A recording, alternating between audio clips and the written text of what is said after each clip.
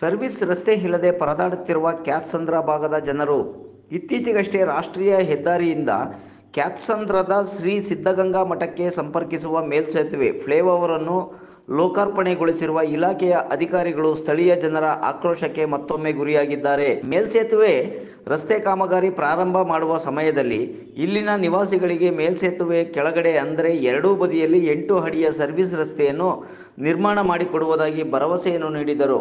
ಆದರೆ ಆ ಭರವಸೆ ಇದುವರೆಗೂ ಈಡೇರದೆ ಜನರು ಸಂಕಷ್ಟದಿಂದ ಈ ಜಾಗದಲ್ಲಿ ಓಡಾಡುವಂತಹ ಪರಿಸ್ಥಿತಿ ನಿರ್ಮಾಣವಾಗಿದೆ ಎಂದು ಇಲ್ಲಿನ ಸ್ಥಳೀಯ ನಿವಾಸಿಗಳು ತಮ್ಮ ಆಕ್ರೋಶವನ್ನು ವ್ಯಕ್ತಪಡಿಸಿದ್ದಾರೆ. ಈ ಭಾಗದಲ್ಲಿ ಚರಂಡಿ ಮಾಡುವುದಾಗಿ ಹೇಳಿ ಕಾಮಗಾರಿ ಪ್ರಾರಂಭ ಮಾಡಿ ಅರ್ಧಕ್ಕೆ ನಿಲ್ಲಿಸಿ ಹೋಗಿದ್ದಾರೆ. ಯಾರಿಗೆ ಕೇಳಿದರೂ ಸರಿಯಾದ ಸ್ಪಂದನೆ ಸಿಗುತ್ತಿಲ್ಲ ಎಂಬುದು ಸ್ಥಳೀಯ ನಾಗರಿಕರ ಆಕ್ರೋಶವಾಗಿದೆ. ಮತ್ತೆ ಚರಂಡಿ ಎಲ್ಲ ಮಾಡ್ತೀವಿ ಅಂತ ಹೇಳ್ಬಿಟ್ಟು ಹೋದ್ರು, ಇದುವರೆಗೂ ಬಂದಿಲ್ಲ. ನಗರಸಭೆಯಲ್ಲಿ ಮತ್ತು ಅಧಿಕಾರಿಗಳಲ್ಲಿ ಈ ಬ್ರಿಡ್ಜ್ ಮಾಡಿರೋವಂಥ ಅಧಿಕಾರಿಗಳಲ್ಲಿ ಯಾವುದೋ ಒಂದು ಪ್ರಾಬ್ಲಮ್ ಐತೆ ಅಂದ್ಬಿಟ್ಟು ಪ್ರಾಬ್ಲಮ್ಗೆ ಇನ್ನೂ 10 ಜನಕ್ಕೆ 100 ಜನಕ್ಕೆ ಪ್ರಾಬ್ಲಮ್ ಸಾಲ್ವ್ ಮಾಡ್ತಾವ್ರೆ. ಈ ಕ್ರಿಯೇಟ್ ಮಾಡೋದ್ರ ಬದಲು ಇದನ್ನೇನಾಯ್ತು ಅಪ್ಡೇಟ್ ಮಾಡಿ ಅಧಿಕಾರಿಗಳ ಕಡೆಯಿಂದ ಒಡಿಸಿ ಡೆಮಾಲಿಷ್ ಮಾಡಿ ರೋಡ್ ಮಾಡಿಕೊಡಿ ಅಂತ ದಯವಿಟ್ಟು ನಗರಸಭೆಯಲ್ಲಿ, ಮಹಾನಗರ ಪಾಲಿಕೆಯಲ್ಲಿ, DC ಅವರಲ್ಲಿ, ಯಾರಾದರೂ MLA MP ಗಳಾಗಲಿ ಇದನ್ನು ಅವ್ರ ಮನೆ ಮುಂದೆ ಈ ಥರ ಇದ್ದರೆ ಬಿಡ್ತಾರ. ದಯವಿಟ್ಟು ಇದನ್ನು ಹೆಚ್ಚಿನ ರೀತಿಯ ಸಹಕಾರ ಕೊಟ್ಟು ಇದನ್ನು ರೋಡನ್ನು ತೆರವುಗೊಳಿಸಿ ಅಪ್ಡೇಟ್ ಮಾಡಿ ಚರಂಡಿನ ಕ್ಲಿಯರೆನ್ಸ್ ಮಾಡಿಕೊಡ್ಬೇಕು ಅಂತ ದಯವಿಟ್ಟು ಕಳಕಳಿಯಿಂದ ಪ್ರಾರ್ಥಿಸ್ಕೊಳ್ತೇವೆ.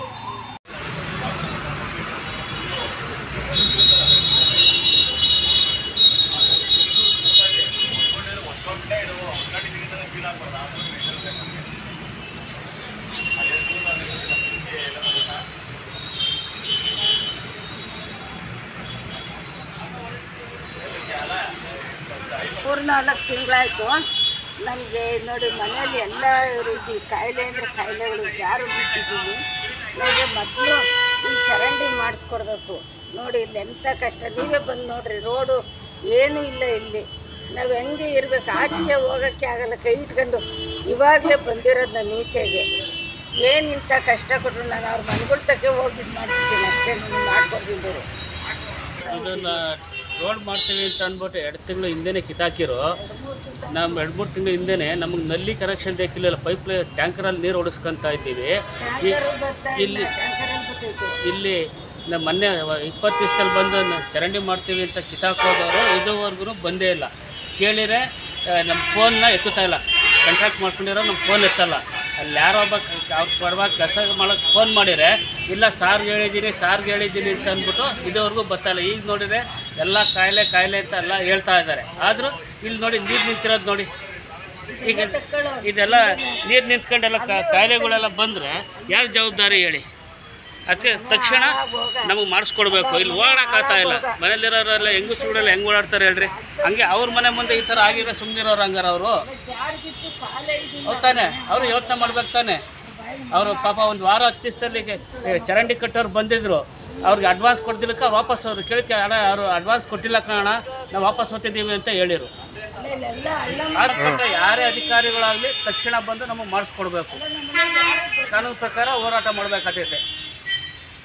ಇದು ಇದರಲ್ಲಿ ಕ್ಯಾತ್ಸಂದ್ರ ಹೈವೇ ರಾಷ್ಟ್ರೀಯ ಹೆದ್ದಾರಿನ ಮಠಕ್ಕೆ ಶ್ರೀರಂಗ ಮಠಕ್ಕೆ ಹೋಗೋ ಫ್ಲೈಓವರ್ ಮಾಡಿರೋದು.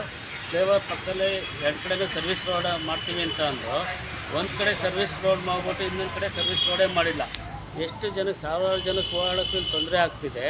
ಇದ್ರ ಜೊತೆಗೆ ಇಲ್ಲೆಲ್ಲ ನೋಡಿ ಇವಾಗ ಕಾಲ್ರಾ, ಡೆಂಗ್ಯೂ ಅಂತೆಲ್ಲ ಹೇಳ್ತಿದ್ದಾರೆ. ಇಲ್ಲೆಲ್ಲ ಸೊಳ್ಳೆ ಎಲ್ಲ ತುಂಬ್ಕೊಂಡಿಲ್ಲಿ ಅಷ್ಟು ಇಲ್ಲಿ ಇದಾಗ್ತಿದೆ. ಇದೇ ಥರ ಮುಂದುವರೆದ್ರೆ ನಾವು ಮುಂದಿನ ದಿನಗಳಲ್ಲಿ ಇಡೀ ಕ್ಯಾತ್ಸಂದ್ರ ನಮ್ಮ 18 ಕೊಂಬ ಎಲ್ಲ ಸೇರಿಸ್ಬಿಟ್ಟು ಸಂಬಂಧಪಟ್ಟ ಇಲಾಖೆ ಮುಂದೆ ಧರಣಿ ಕೂತ್ಕೊಬೇಕಾಗ್ತೈತೆ. ರಾಷ್ಟ್ರೀಯ ಹೆದ್ದಾರಿ ಬಂದ್ ಮಾಡಿಬಿಟ್ಟು ಕಾನೂನು ಪ್ರಕಾರ ಮಾಡಿಬಿಟ್ಟು ಧರಣಿ ಕೂತ್ಕೊಂತೀವಿ. ಇದು ಹಿಂದೆ ಒಂದು ಸತಿ ಅದೇ ಥರ ಆಗಿತ್ತು, ಎಲ್ಲ ಸೆಟ್ರೇಟ್ ಆಗಿದೆ. ಇವತ್ತು ತಿರುಗಿ ಅದೇ ಥರ ಮಾಡಬೇಕಾಗ್ತೈತೆ ನೋಡಿ. ಆದಷ್ಟು ಬೇಗ ಗಮನ ಹರಿಸ್ಬಿಟ್ಟು ಬೇಗ ಮಾಡಿಕೊಡ್ಬೇಕು ಅಷ್ಟೇ.